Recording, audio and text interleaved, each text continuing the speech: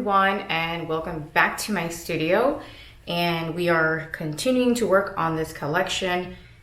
This is the third edition.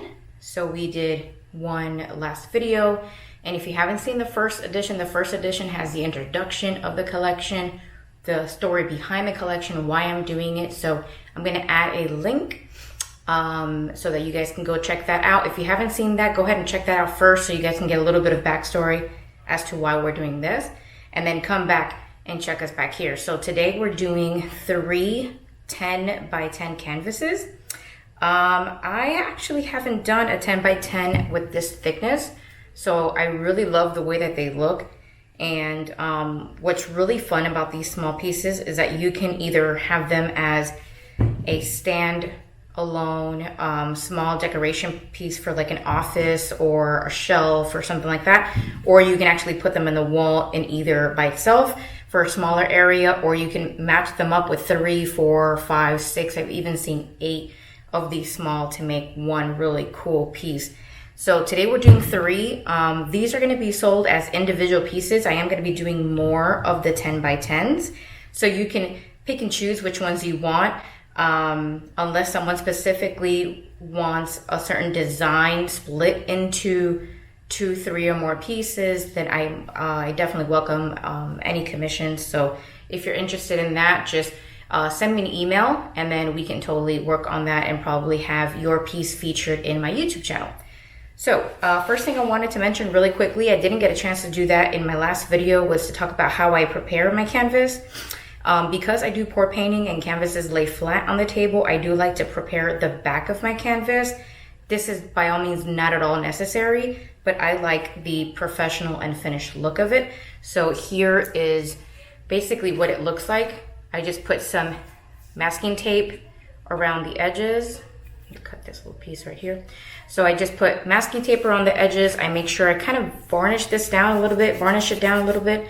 To make sure that it does not lift with the paint, and it does not have to be perfect at all, but just enough to kind of cover the back of your canvas. And then I'll go ahead and sign my canvas usually in the back or the side afterwards when it's done.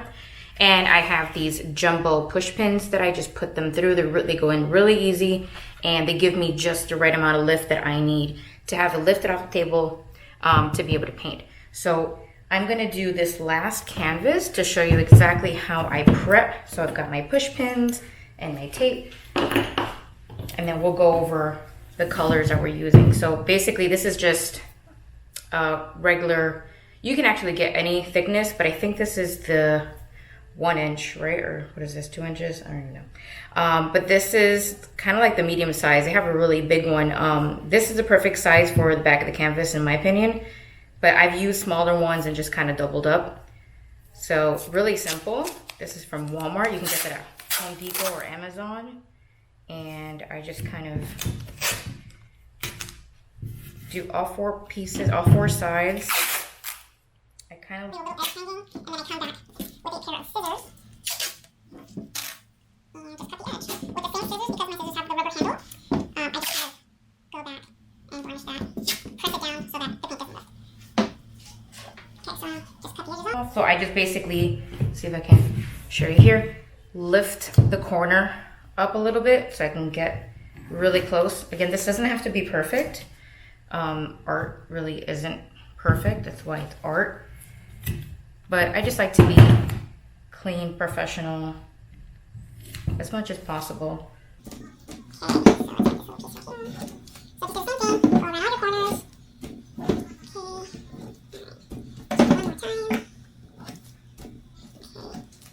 So it, like I said, it does not have to be perfect at all. So if you notice, if I just leave it like that, there's going to be some lifting of the tape, and you don't want that, because then the paint is going to fall inside this crevice here, and it's just going to look very tacky, and it defeats the purpose of what you're trying to do. So we have to go to the edges. I like to use the rubber side of my scissors. Or just, you can use your hands too. Just press down firmly. And sometimes for the edges, I like to just kind of get it flat and push.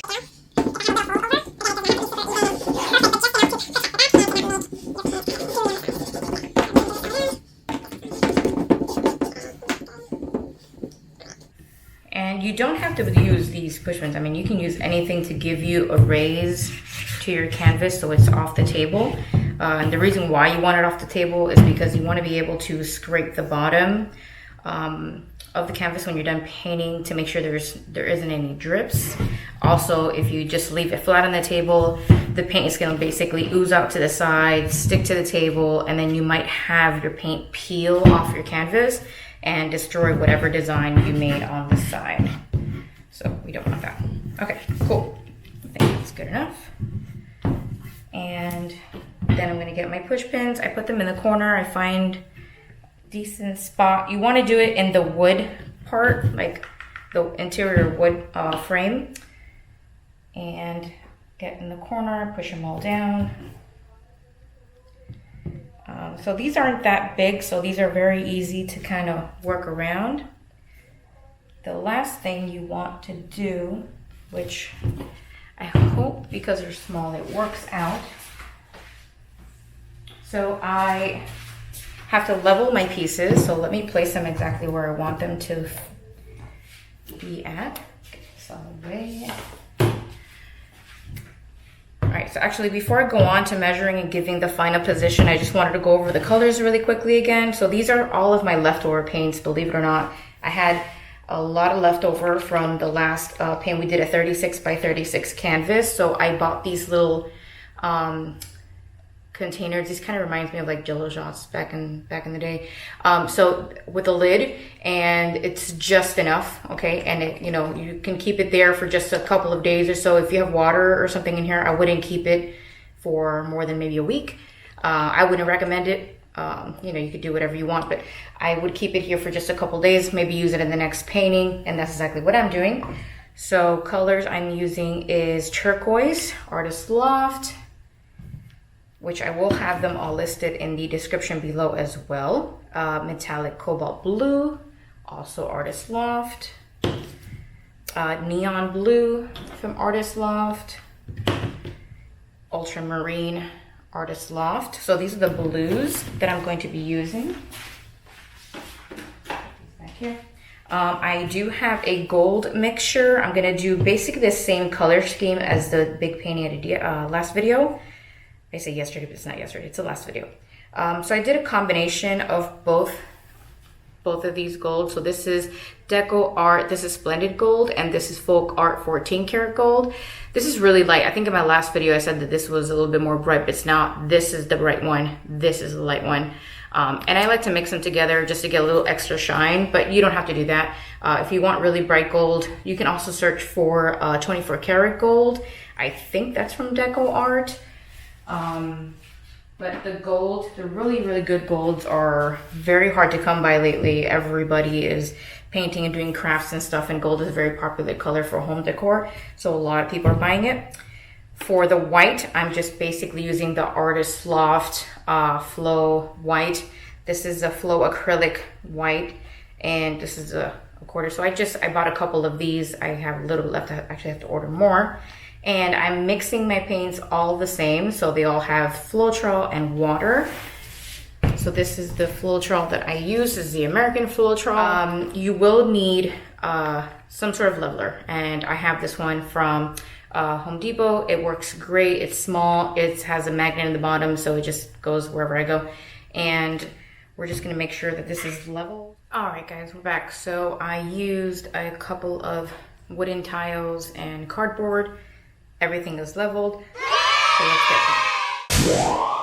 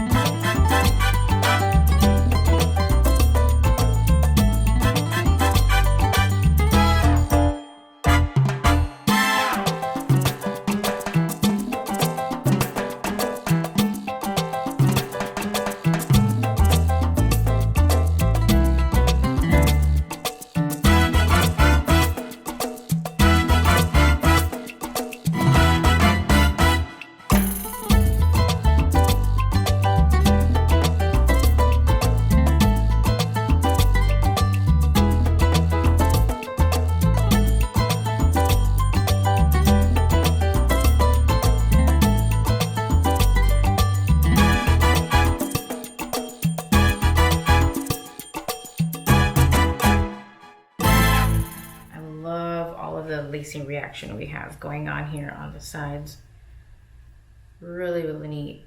And as usual, I think I had just a little bit more paint than I would like on it. I was fine with the white. I was just a little heavy-handed. I would recommend getting maybe a squeeze bottle and pouring it, but I kind of like the way they look. It's kind of like we took a piece from the bigger canvas and just kind of took a picture and put them on here. Really cool. Okay, and then we're gonna go ahead and torch it again. Now we're just popping bubbles and just kind of helping the paint react.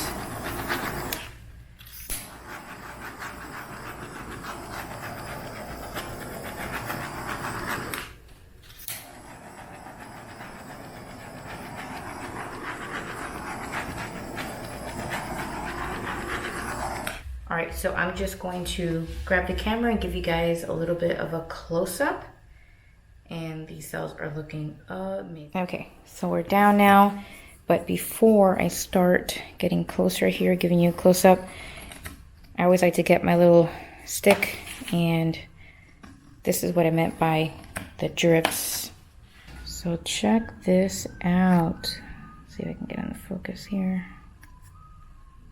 There we go. Look at that. Those cells are so cool.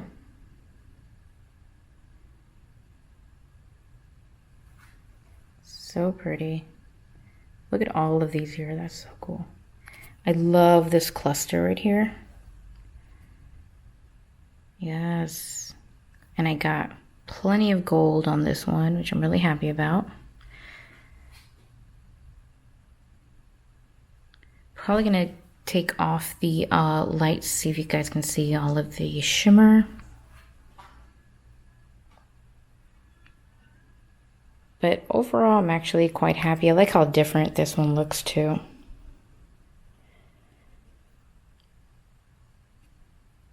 Awesome. Let me try to see if I can turn off a light and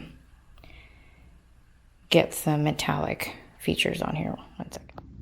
Okay, so I came down with my cell phone and a little flashlight, turned off the studio light so you guys can see all of the shimmer from the gold and the metallic cobalt blue. I mean, even the colors that don't have shimmer on it got shimmer, which is awesome. So cool.